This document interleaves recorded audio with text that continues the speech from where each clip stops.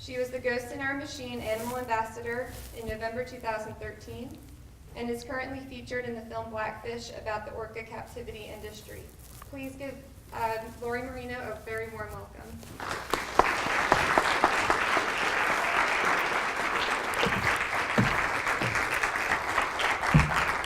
Hi, thank you. I don't mean to be so distant from you being on the stage here, but thank you very much for coming to this premiere. And it's hard to see you, so I might come down there. But I thought that it was a real honor to work with Liz Marshall and Joanne on this beautiful film to sort of reveal why our species is so successful. It's because of all the other species that we lean on. And so I'm working with Farm Sanctuary with the Someone project, doing a lot of work with them. They're a wonderful organization. But I'm really not here to talk. I'm really here to answer any questions that you might have about this film or the topics that this film brings up. So we have another microphone there, and you can just raise your hand and make comments or ask questions. I'm here to try to respond. So if you have a question, just raise your hand, and we also have pen and paper if you don't want to stand up and ask a question, and we can pass it around if you'd rather write it down. So I can start off. I have a question for you. Yes. Can you tell us a little bit more about your work with the Farm Sanctuary? Yes, Farm Sanctuary is an organization that, as you can see, rescues farmed animals and has set up a variety of different sanctuaries, one in New York that you saw and two in California. And I'm working with Bruce Friedrich of Farm Sanctuary on the Someone, Not Something project, which is a project where we are pulling together all of the available evidence for cognition, emotions, personality, and sociality in animals that are farmed, like cows and pigs and chickens, to try to reintroduce the public to who these individuals are, that they are someone, not something. And we've been working on this for a few months. This year we're going to have some peer review papers out, some white papers out. We're going to be going to conferences, and we're going to have some educational materials out. So it's a pretty exciting year for the project. Thanks for coming, and thanks for your work. And I wonder if you could talk a little about the process, the conception, and it was a beautiful film, and I thought the balance between showing the harshness and the the good side of the Farm Sanctuary scenes was very positive. I wonder if you could talk about a little who conceived sort of the direction of it, how long the film took to make, and something along those lines. Yeah, the film was produced and written by Liz Marshall. She is a documentary filmmaker in Toronto. She got together with Joanne and decided that this would be a wonderful vehicle to showcase Joanne MacArthur's work and to sort of put up a platform. If you go to the website, for instance, there's all sorts of things on there. There's a blog, there are animal ambassadors, there's the film. As I said, we're working on educational materials for schools to reintroduce children to who these animals are. And it's a whole integrated platform. And it took her many years to do this. As you can see, it's not easy to go sneak in the middle of the night and somewhere in the Netherlands or in Europe to a mink farm or a fox farm and try to get this kind of material. So it was really Liz Marshall who was the instigator of this, and this is her film. Thank you. Yes? Thanks for being here. I was wondering if you would speak a little bit more about your experience testifying in front of Congress in that sort of environment when speaking about animal rights. Well, in 2010, I testified before the House Congressional Committee on Natural Resources, and the testimony was about the issue of whether or not aquaria that have marine mammals, like SeaWorld and Georgia Aquarium and so forth, actually do educate people. And the reason that's important is this, is that the Marine Mammal Act requires that if you keep these animals in confinement, in display, that it has to be for an educational purpose. So the idea is that we were trying to figure out whether or not this purpose was actually been something that has been achieved. And I did a lot of research on this, looking at the evidence for education when you go to a place like Georgia Aquarium or SeaWorld or any one of these places, and I could not find it. There is no compelling evidence that visiting these shows, these dolphin and whale shows, is educational in any meaningful sense of the word. And I went to Congress to testify to that. And there were others with me, Naomi Rose of the Animal Welfare Institute, and on the other side of the issue were people from the marine mammal captivity industry who were claiming that, yes, they do educate people, but I don't see any evidence of it at all.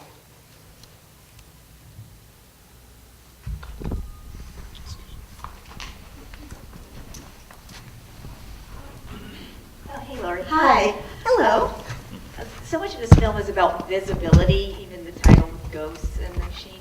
And I don't often agree with Temple Grandin on a lot of things since I'm a vegan advocate, but what do you think of her idea about having video of slaughterhouses available to the public? This idea of visibility, like, do you think that that would help? Because so much of it is so hidden, which is the theme that we have here. And I think there might be pros and cons, but I'm interested in your feeling about kind of maybe forcing the public to see what's going on in our slaughterhouses. Yeah, that's a good question. And, you know, I have my issues with Temple Grandin as well, and I will leave those aside for now. But the fact of the matter is that if you do put glass walls on slaughterhouses, then people will see where their meals come from.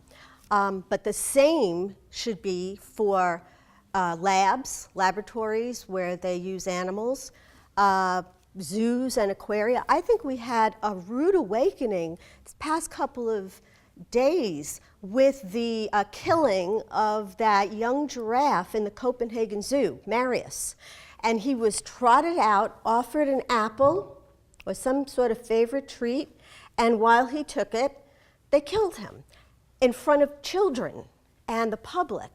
And everyone, rightly so, was really in an uproar. I mean, this is cruel, why kill him, and why do this like that? And the fact of the matter is that thousands of animals are killed every year by zoos, including those in this country as well, including AZA-accredited zoos. Thousands of them are killed because they're surplus. And I think that, you know, that's a testimony to how, you know, actually seeing something, making something public could actually make a big difference.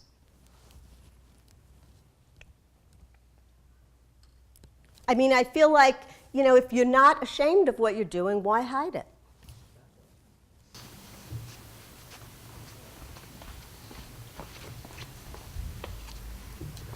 I noticed in one of the segments it talks about, she was obviously in a high school doing a presentation. And I kind of wanted to get your ideas on how, obviously, you kind of need to show the not so lovely side of it, I think, to impact people, to get them to think about what's going on. Yeah. But especially with kids and even teenagers, that's most school districts are not going to allow that type of thing. So I Right. kind of wanted to get your idea on if you have any thoughts of any other modes or any other way of doing this. I think that's a very good question, and the question has to do with, how do we present this material, especially to kids, so that you don't overly frighten them and traumatize them, but at the same time you get the message across. And that's a $6 million question, and no one really knows quite where to hit that sweet spot, right? Because it's a sweet spot. You're walking a fine line. You don't want to sugarcoat it because then the message gets lost, but you don't want people to run screaming from the classroom and complain to their parents that they're having nightmares and they're in therapy for 15 years because of what they saw. And what will happen then is that if it's too bad, people will turn away, and so your message is lost anyway. So it's important, I think. What helps is something like what was shown here, a contrast where you show what could be and what is. So obviously, in this film, we didn't see the worst of the worst. This was really clean, okay? We didn't see anything like what really goes on, okay? But you get it because you see the contrast. So you see the cows going down the chute, right? And then you see them in the meadow, and you get it. And I think that's a very good way to put forth this material. I think we get it because we know that other side. I'm not so sure if someone just looked at this, like with the fur farming, if they just looked at the fact that they are in pens, if they would get what really happens. I don't know. It's a good question. And I think part of being in advocacy is really taking an empirical approach and saying, okay, we've been doing this, this, and this. Is it working? What's the outcome? What's the product? Is it making a difference? Is there a change in attitude or behavior or knowledge? And we have to have some way to assess that and then shape our behavior as we move forward.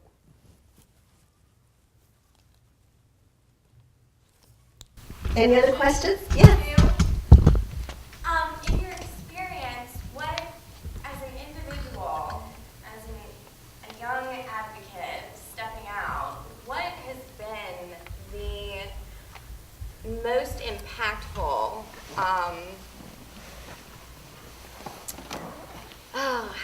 most impactful message? What have you done? What have you seen has played the most influence in your life? What message? Who's the audience? Where have you gone? What have you done where you've really seen it really touch more people? Well, that's a great question. The question about advocacy and how do you know you're being effective, and what I found to be the most effective. And I think, for instance, the movie Blackfish is a really superb example of telling a story without over-embellishment, without an agenda, and just letting people decide for themselves how they want to interpret that story. I think it's extremely important to respect everyone, regardless of whether they are doing things that you feel are against what you do, and you have to treat people with respect and let them decide. Adults can decide for themselves what they want, and all you can really do as an advocate is present the material to them. Not hit them over the head with it, just present the material to them. When that's done, and I think Blackfish is a beautiful example, we see the incredible effect that it has. I mean, people are just, Blackfish is probably the most, has been the most effective film of that kind ever. And you can see the ramifications. We're still talking about it. And I think actually it represents a way forward, presenting the material and letting people decide for themselves. Yes. I heard that CNN was planning to do more documentaries in that vein. I read that. That's good. Are yeah. you involved in more That's projects? So I thought maybe you would know. I of don't any upcoming know. projects, I know that there are many documentaries coming down the line, and that are in that vein, and about the zoo and aquarium industry and some of the other industries. So I think that Blackfish really, and the Cove as well, really showed us a way to move forward, to really get people involved. That doesn't mean that everything's okay. We still have the Japanese dolphin hunts going on every year, and you know, Tillicum is still in a back pool in SeaWorld Orlando. We have a long way to go, but we have to start. As an environmental studies major Yes. to University of West Georgia, I was wondering what your advice would be to, like, which track to take. Because I want to work in animal advocacy in the field, but I don't know which way will make the best, the most impact. Yeah, I think that what I always tell students who come to me is just get the best education you can, especially in the sciences, but not necessarily. I have a research assistant who's with me who's working in the humanities, and she's brilliant. Where are you, Tina? There you are.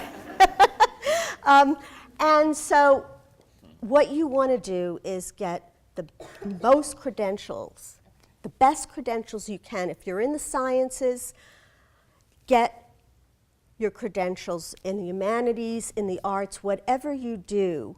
It makes a difference, because when the animal abuse industries are up against people who are scientists, who are knowledgeable, who are experts, who really know what they're doing, they fall apart. Thanks. A lot of this film, the whole point was basically like kind of trying to put glass walls on things and show people things that they might not want to see. Well, Yeah. since you've testified in Congress, and I don't know a lot about them, but the Gag Bills now, where you Yeah. I mean, how do you believe they're really going to, because it seems like it's making it harder than to put information that people need to know out there, because you can get in much more serious trouble. How do you? Yeah, it's difficult. It's a battle, always. You know, the Gag Bill has to do with the fact that I think it was Idaho said that, you know, you cannot videotape things that are going on beyond the walls of these factory farms, that it's illegal. So it's going to be a lot more difficult to get the kinds of films that, videos that you see here. And so it's a back and forth. It's a constant battle. Gag Bill, and then you try to repeal it, and then they try to get it back. And I mean, it's the same thing that happened to hens in California. They tried to get them 1 inch of extra space in their cage. 1 inch, and they were denied. So literally wouldn't give an inch, right? So it's a constant battle back and forth. Yes? Why do you think the U.S. is so much harder to make inroads than other countries? It seems like there's so many other countries that are more progressive in this area than we are. And if it's a cultural thing, you know, how do we? Yeah, why is the U.S. so behind so many other nations when it comes to things like animals and entertainment, you know, zoos and aquariums? In terms of dolphins and whales in aquaria, we're way behind many other nations who don't do things like that, and there are many things. I don't know. The answer is we have a different history than every other nation, and we also have a very large population, a very heterogeneous population, and we also have a culture here in this country that says, don't tell me what to do, I'm going to do what I want. When you put all of that together, that makes a very, very difficult scenario. We're not a small, homogeneous country. We have a certain history, and it is what it is.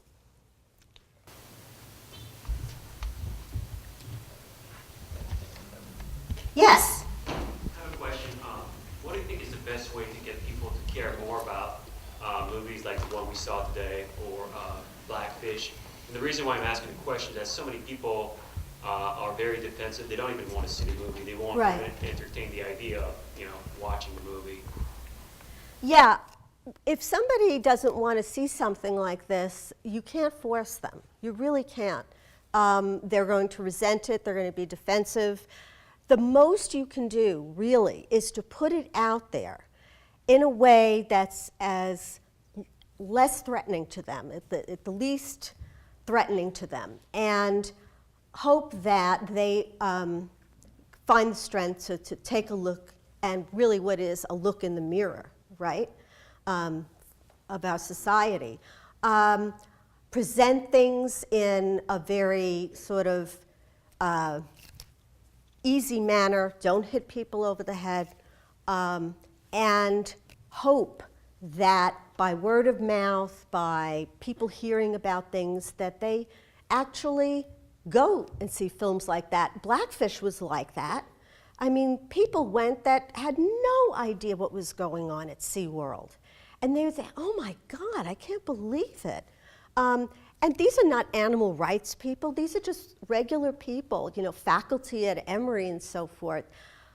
That's a hard one. You can put it out there and try to make it as attractive as possible, but it's going to be up to the individual whether they want to take in that information or not. And when they do take it in, give them something to do. So if somebody comes to see a film like this, and they say, okay, now you got me really upset and I'm all charged up, and what do I do? Well, you can suggest things to them. It's always important to give people something active to do so that they can sort of feel like they're involved in the process of finding the solution.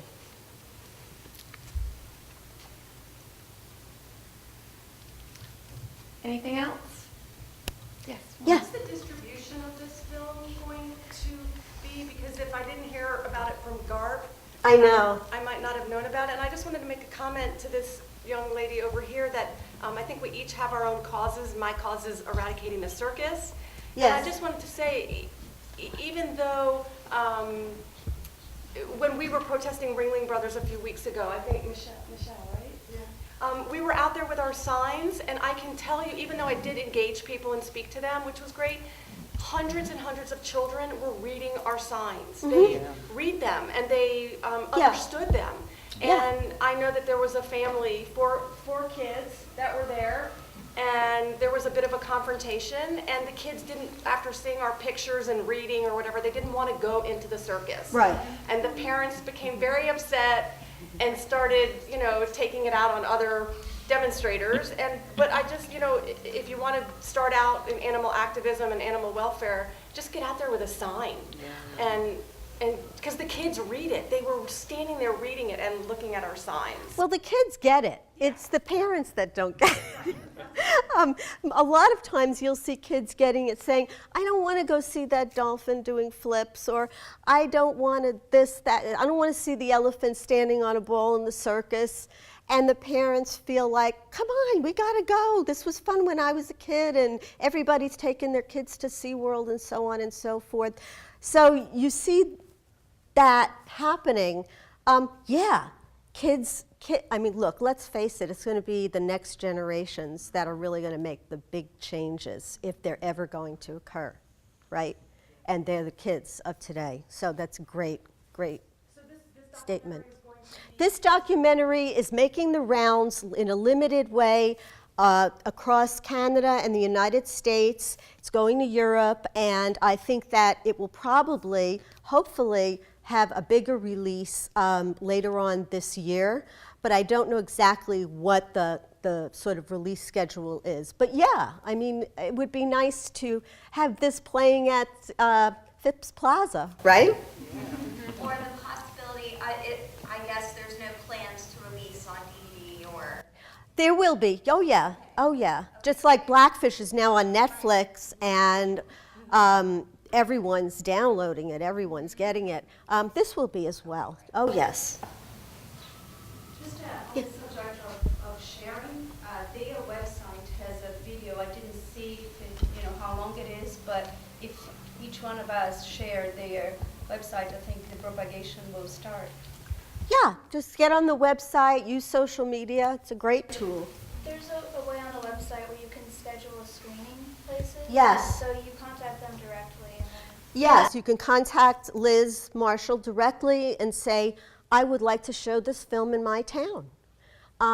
This film is going to be shown in 2 weeks in Athens, Georgia, as part of the EcoFest Film Festival.